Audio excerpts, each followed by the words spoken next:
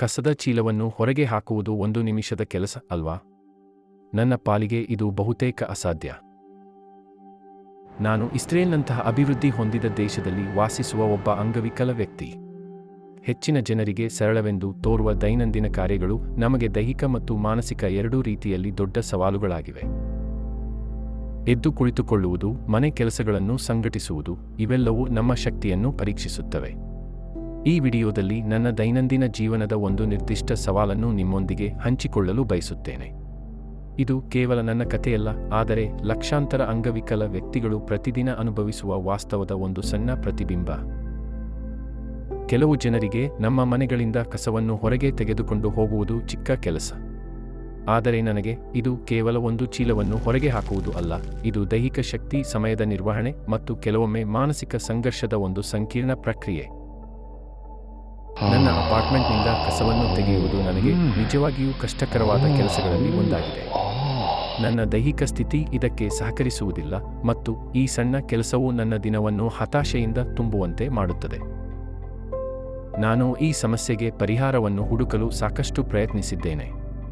ಸಹಾಯಕ್ಕಾಗಿ ಅನೇಕ ಕಡೆ ಬಾಗಿ ತಟ್ಟಿದ್ದೇನೆ. ನಾನು ವಿವಿಧ ಏಜೆನ್ಸಿಗಳು, ಸರ್ಕಾರಿ ಕಚೇರಿಗಳು, ಅಂಗವಿಕಲರ ಸಂಸ್ಥೆಗಳು ಮತ್ತು ಲಾಭರಹಿತ ಸಂಘಟನೆಗಳನ್ನು ಸಂಪರ್ಕಿಸಿದ್ದೇನೆ. ಪ್ರತಿಯೊಬ್ಬರೂ ಸಹಾಯ ಮಾಡುವುದಾಗಿ ಹೇಳಿದರು, ಆದರೆ ಕೊನೆಗೆ ಏನಾಯಿತು ಗೊತ್ತೇ? ಒಬ್ಬರಿಂದ ಇನ್ನೊಬ್ಬರಿಗೆ ನನ್ನನ್ನು ಕಳುಹಿಸುತ್ತಲೇ ಇದ್ದರು. ಈ ಕಚೇರಿಯಿಂದ ಆ ಕಚೇರಿಗೆ, ಈ ಇಲಾಖೆಯಿಂದ ಆ ಇಲಾಖೆಗೆ. ಯಾವುದೇ ನಿಜವಾದ ಶಾಶ್ವತ ಪರಿಹಾರ ನನಗೆ ಸಿಗಲೇ ಇಲ್ಲ. ನನ್ನ ಸಮಸ್ಯೆ ಮಾತ್ರ ಹಾಗೆಯೇ ಉಳಿದುಕೊಂಡಿದೆ. ಇದು ಇಸ್ರೇಲ್ನಂತಹ ದೇಶದಲ್ಲಿ ಇರುವುದು ನಿಜಕ್ಕೂ ನಿರಾಶಾದಾಯಕ. ನಾನು ಅಂಗವೈಕಲ್ಯ ಪಿಂಚಣಿಯ ಮೇಲೆ ಮಾತ್ರ ಬದುಕುತ್ತಿದ್ದೇನೆ. ನನ್ನ ಆದಾಯವು ತುಂಬಾ ಸೀಮಿತವಾಗಿದೆ. ಹಾಗಾಗಿ ನನ್ನ ಕಸವನ್ನು ಹೊರಗೆ ಹಾಕಲು ಒಬ್ಬ ಖಾಸಗಿ ವ್ಯಕ್ತಿಯನ್ನು ಅಥವಾ ಕಂಪನಿಯನ್ನು ನೇಮಿಸಿಕೊಳ್ಳುವ ಆರ್ಥಿಕ ಸಾಮರ್ಥ್ಯ ನನಗೆ ಇಲ್ಲ.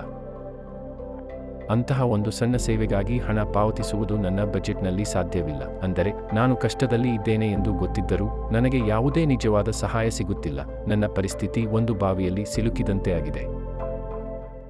ಈ ವಿಡಿಯೋವನ್ನು ನಾನು ದೂರು ನೀಡಲು ಮಾಡಿಲ್ಲ, ಯಾರ ಮೇಲೂ ಆರೋಪ ಹೊರಿಸುವ ಉದ್ದೇಶ ನನಗಿಲ್ಲ. ಬದಲಿಗೆ ಅಂಗವಿಕಲರು ತಮ್ಮ ದೈನಂದಿನ ಜೀವನದಲ್ಲಿ ಎದುರಿಸುವ ವಾಸ್ತವದ ಮೇಲೆ ಬೆಳಕು ಚೆಲ್ಲುವುದು ನನ್ನ ಉದ್ದೇಶ. ಇತರರು ಅಷ್ಟೇನೂ ಗಮನಿಸದ ದೈನಂದಿನ ತೊಂದರೆಗಳನ್ನು ನಾವು ಹೇಗೆ ಎದುರಿಸುತ್ತೇವೆ ಎಂಬುದನ್ನು ತೋರಿಸುವುದು.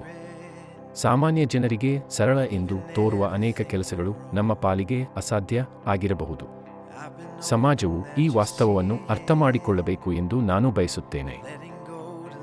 ಬಹುಶಃ ಈ ಸಮಸ್ಯೆಗೆ ಪರಿಹಾರವು ದೊಡ್ಡ ಸರ್ಕಾರಿ ಯೋಜನೆಗಳಲ್ಲಿ ಇಲ್ಲದೆ ನಮ್ಮ ಸಮುದಾಯದಲ್ಲಿ ಅಡಗಿರಬಹುದು. ಸಣ್ಣ ಸ್ವಯಂಸೇವಕ ಯೋಜನೆಯಲ್ಲಿ ಅಥವಾ ನಮ್ಮ ಸುತ್ತಲಿನ ಜನರ ಹೆಚ್ಚಿನ ಅರಿವಿನಲ್ಲಿ.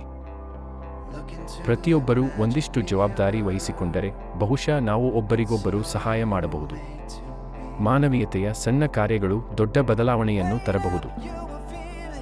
ನಾವು ಪರಸ್ಪರ ಸಹಾಯ ಮಾಡುವಾಗ ನಮ್ಮ ಸಮಾಜವು ಹೆಚ್ಚು ಬಲಗೊಳ್ಳುತ್ತದೆ. ಯಾರಿಗಾದರೂ ಈ ಸಮಸ್ಯೆಗೆ ಒಂದು ಪರಿಹಾರ, ಒಂದು ಉಪಕ್ರಮ ಅಥವಾ ಸಹಾಯ ಮಾಡಲು ಸಿದ್ಧರಿರುವ ಒಳ್ಳೆಯ ನೆರೆಹೊರೆಯವರು ತಿಳಿದಿದ್ದರೆ ದಯವಿಟ್ಟು ನನಗೆ ತಿಳಿಸಿ. ನಿಮ್ಮ ಆಲೋಚನೆಗಳು ಮತ್ತು ಸಲಹೆಗಳು ನನಗೆ ಬಹಳ ಅಮೂಲ್ಯವಾಗಿವೆ. ಕೆಲವೊಮ್ಮೆ ದೊಡ್ಡ ಬದಲಾವಣೆಗಳು ಸಣ್ಣ ಸಹಾಯದ ಕೈಯಿಂದಲೇ ಪ್ರಾರಂಭವಾಗುತ್ತವೆ. ನಿಮ್ಮ ಸಮಯಕ್ಕಾಗಿ ಧನ್ಯವಾದಗಳು.